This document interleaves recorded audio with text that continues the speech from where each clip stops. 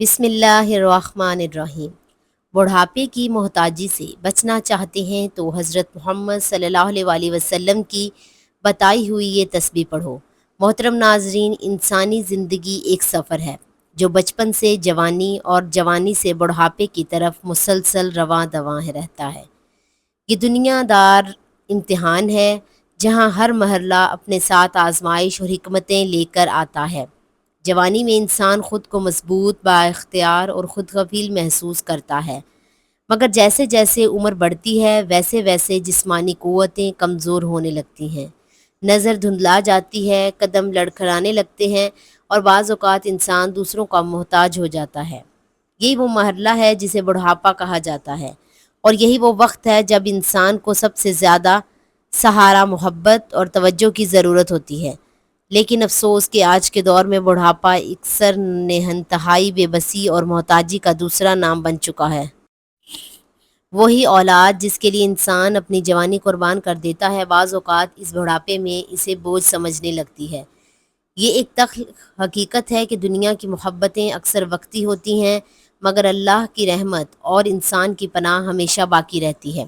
اسی لیے اسلام ہمیں یہ سکھاتا ہے کہ ہم اپنی زندگی کے ہر مرحلے میں اللہ کی طرف رجوع کریں، خاص طور پر بڑھاپے کی کمزوریوں اور محتاجی سے بچنے کے لیے اس کی پناہ طلب کریں۔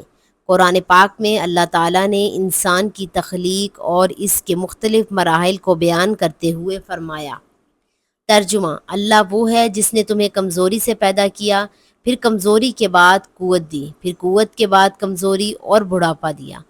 اس طرح ایک اور مقام پر ارشاد فرمایا۔ ترجمہ: اور تم میں سے کچھ وہ ہیں جو بدترین عمر یہ نہیں بڑھاپا کی طرف لوٹا دیے جاتے ہیں۔ یہ آیات ہمیں یاد دلاتی ہیں کہ بڑھاپا ایک فطری مرحلہ ہے، مگر اس کے اثرات سے بچاؤ اور آسانی کے لیے ہمیں اللہ تعالیٰ سے مدد مانگنی چاہیے۔ یہی وجہ ہے کہ نبی کریم صلی اللہ علیہ وآلہ وسلم نے اپنی امت کو ایسی دعائیں اور تسبیحات سکھائیں جو انسان کو بڑھاپے کی ذلت، محتاجی اور کمزوری سے محفوظ رکھتی ہیں۔ رسول اللہ صلی اللہ علیہ وآلہ وسلم کے سنت مبارکہ میں ہمیں بار بار یہ تعلیم ملتی ہے کہ انسان اللہ تعالیٰ سے ہر قسم کی کمزوری اور محتاجی سے پناہ مانگے۔ ایک حدیث میں آتا ہے کہ نبی کریم صلی اللہ علیہ وآلہ وسلم یہ دعا کثرت سے پڑھا کرتے تھے۔ ترجمہ: اے اللہ، میں تیری پناہ مانگتا ہوں عاجزی، بے بسی، سستی، بزدلی، بڑھاپے اور بخل سے۔ ایک اور حدیث میں نبی صلی اللہ علیہ وآلہ وسلم نے فرمایا، پانی کو 5 چیزوں سے پہلے غنیمت جانو: اپنی جوانی کو بڑھاپے سے پہلے، صحت کو بیماری سے پہلے، مالدار کو محتاجی سے پہلے۔ یہ حدیث ہمیں متوجہ کرتی ہے کہ بڑھاپے سے پہلے ہی ہمیں اپنی زندگی کو سنوار لینا چاہیے اور ایسے اعمال اختیار کرنے چاہیے جو ہمیں آخری عمر میں سہارا دیں۔ اس طرح ایک اور حدیث میں بھی آتا ہے کہ انسان سستی، کمزوری، بزدلی اور بڑھاپے کی مشکلات سے محفوظ رہتا ہے، اس کی دنیا اور آخرت سنور جاتی ہے اور اس کی قبر کی منزلیں آسان ہو جاتی ہیں۔ نبی کریم صلی اللہ علیہ وآلہ وسلم نے ہمیں یہ دعا سکھائی جو ہمیں دنیا اور آخرت کی آزمائشوں سے بچانے کا ذریعہ بن جاتی ہے۔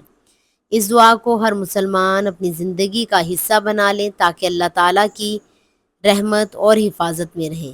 تو محترم ناظرین، وقت کی نزاکت کو مد نظر رکھتے ہوئے آپ کو بتاتے ہیں کہ اس دعا کے بارے میں جو کہ اگر انسان بڑھاپے کا اس کو پڑھنے کا معمول بنا لے تو بڑھاپے میں جب سب چھوڑ جاتے ہیں، حتیٰ کہ اولاد بھی چھوڑ جاتی ہے، تو انسان محتاجی سے بچ سکتا ہے۔ تو اس دعا کو آپ کسی نماز کے بعد پڑھنا چاہیں تو بھی افضل ہے، ورنہ جہاں جیسے آپ کو وقت مل جائے آپ چلتے پھرتے بھی اس دعا کو پڑھ سکتے ہیں۔ اس کے لیے آپ نے سب سے پہلے حضور پاک صلی اللہ علیہ وآلہ وسلم کی ذات اقدس پر درود پاک کا نذرانہ پیش کرنا ہے۔ درود پاک آپ مختصر سا بھی پڑھ سکتے ہیں، صلی اللہ علیہ وآلہ وسلم، لیکن درود ابراہیمی کی اہمیت و فضیلت بہت زیادہ ہے، اسی لیے ثواب کے طور پر ایک مرتبہ میرے ساتھ بھی درود پاک پڑھ لیں۔ اللہم صلی علی محمد وعلی آل محمد کما صلیت علی ابراہیم وعلی آل ابراہیم انک حمید مجید۔ اللہم بارک علی محمد وعلی آل محمد کما بارکت علی ابراہیم وعلی آل ابراہیم انک حمید مجید۔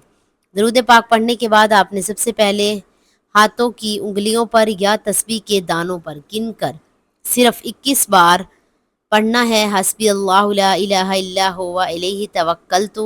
ترجمہ: اللہ ہی مجھے کافی ہے، اس کے سوا کوئی معبود نہیں، اس پر میں نے بھروسہ کیا، پڑھ لینا ہے۔ اور اس کے بعد آج کی عمل کی تسبیح یعنی یہ دعا: اللہم انی اعوذ بک من العجز والعجز والحبن والاحرام والبخل واعوذ بک من عذاب القبر ومن فتنہ الحیات۔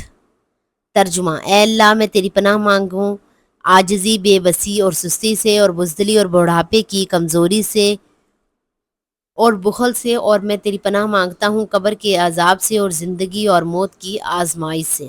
اس کو آپ نے ہاتھوں کی انگلیوں پر یا تسبیح کے دانوں پر گن کر 71 مرتبہ پڑھ لینا ہے، اور پھر اس کے بعد ہاتھوں کی انگلیوں پر یا تسبیح کے دانوں پر گن کر پورے 100 مرتبہ یا حیو یا قیوم پڑھ لینا ہے، اور پھر آخر میں اتنا ہی درود پاک پڑھ لینا ہے جتنا عمل کے شروع میں پڑھا تھا۔ ناظرین، ایک دن حضرت بلال رضی اللہ تعالی عنہ خواب میں نبی کریم صلی اللہ علیہ وآلہ وسلم کی زیارت کرتے ہیں۔ نبی پاک صلی اللہ علیہ وآلہ وسلم ان سے فرماتے ہیں، بلال، یہ کیا بے وفائی ہے؟ کیا تمہیں ہماری یاد نہیں آتی؟ یہ خواب دیکھ کر حضرت بلال رضی اللہ تعالی عنہ کی بے قراری حد سے بڑھ گئی۔ وہ فوراً مدینہ کے لیے روانہ ہو گئے۔ جیسے ہی وہ مدینہ پہنچے، لوگ ان کے پاس دوڑ پڑ کر بلال واپس آ گئے۔ حضرت حسن اور حضرت حسین رضی اللہ تعالی عنہ نبی کریم صلی اللہ علیہ وآلہ وسلم کے نواسے حضرت بلال رضی اللہ تعالیٰ عنہ کے پاس آئے اور کہا، بلال، آج ایک بار آذان دو تاکہ مدینہ پھر وہ آواز سن سکے جو ہم سب کے دلوں کو سکون بخشتی ہے۔ حضرت بلال رضی اللہ تعالیٰ عنہ انکار نہ کر سکے، وہ مسجد نبوی میں کھڑے ہوئے اور اس کے بعد پھر آذان دی۔ اللہ اکبر، اللہ اکبر۔ پورا مدینہ لرز اٹھا، لوگ اپنے گھروں سے باہر نکل آئے، ہر آنکھ اشکبار ہو گئی۔ ایسا لگ رہا تھا جیسے نبی کریم صلی اللہ علیہ وآلہ وسلم واپس آ گئے ہوں، جیسے وہ مدینے کا خوبصورت وقت لوٹ آیا ہو۔ حضرت بلال رضی اللہ تعالیٰ عنہ کی آواز سن کر ہر شخص رو رہا تھا، اور جب انہوں نے اشہد ان محمد الرسول اللہ کہا تو مدینے میں آہ بکا مچ گئی۔ لوگوں نے یہ کیا جیسے ابھی نبی پاک صلی اللہ علیہ وآلہ وسلم کا وصال شریف ہوا ہو۔ یہ حضرت بلال رضی اللہ تعالی عنہ کی زندگی کا سب سے جذباتی لمحہ تھا، اور اس کے بعد وہ زیادہ عرصہ زندہ نہ رہے۔ وہ شام واپس چلے گئے اور پھر وہیں گنوں کے بعد بیمار ہو گئے۔ جب وفات کا وقت آیا تو ان کی بیوی روک کر کہنے لگی، ہائے افسوس، بلال جا رہے ہیں۔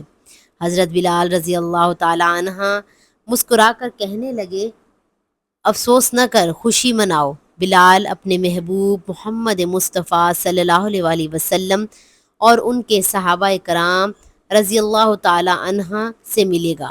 یہ کہہ کر حضرت بلال رضی اللہ تعالی عنہ کی روح پرواز کر گئی اور خالق حقیقی کے پاس جا ملی۔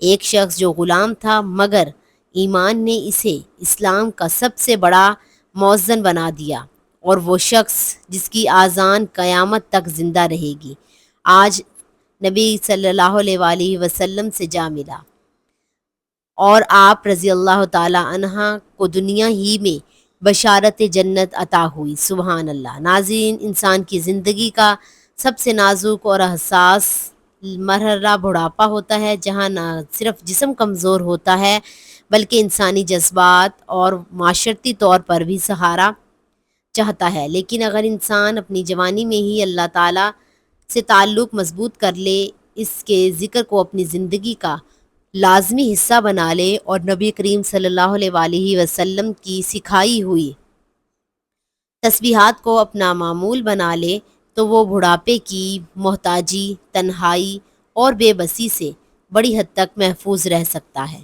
حقیقت یہ ہے کہ دنیا کے رشتے وقت کے ساتھ کمزور ہو سکتے ہیں، مگر اللہ تعالیٰ کا ساتھ کبھی بھی نہیں چھوٹتا۔ وہی ذات ہے جو بندے کو ہر حال میں سنبھال لیتی ہے، اس کی حاجت پوری کرتی ہے اور اسے عزت کے ساتھ زندگی گزارنے کی توفیق عطا فرماتی ہے۔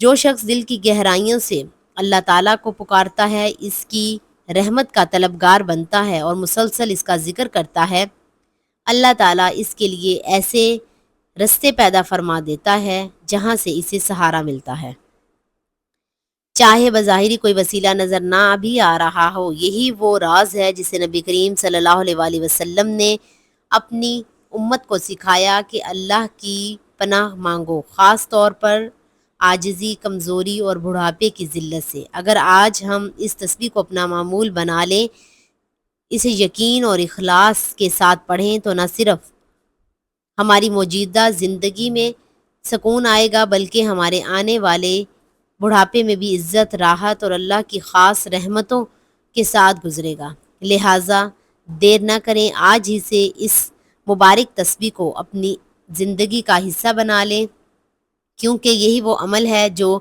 انسان کو دنیا میں بھی نیاز بناتا ہے اور آخرت میں بھی کامیابی کا ذریعہ بناتا ہے۔ اللہ تعالی ہم سب کو اپنی رحمتوں میں جگہ دے اور ہمیں بڑھاپے کی محتاجی سے محفوظ فرمائے۔ آمین۔ دعا ہے کہ اللہ تعالیٰ نیکی کی بات کو سننے، سمجھنے اور اس پر عمل کرنے کی توفیق عطا فرمائے اور طاقت عطا فرمائے۔ میرا سنانا اور آپ کا سننا اپنی پاک بارگاہ الہی میں قبول و منظور فرمائے۔ آمین۔ ناظرین، آخر میں گزارش ہے کہ اللہ تعالیٰ کے 99 ناموں میں سے کوئی ایک نام لکھ کر کمنٹس میں ضرور شیئر کریں۔ جزاک اللہ۔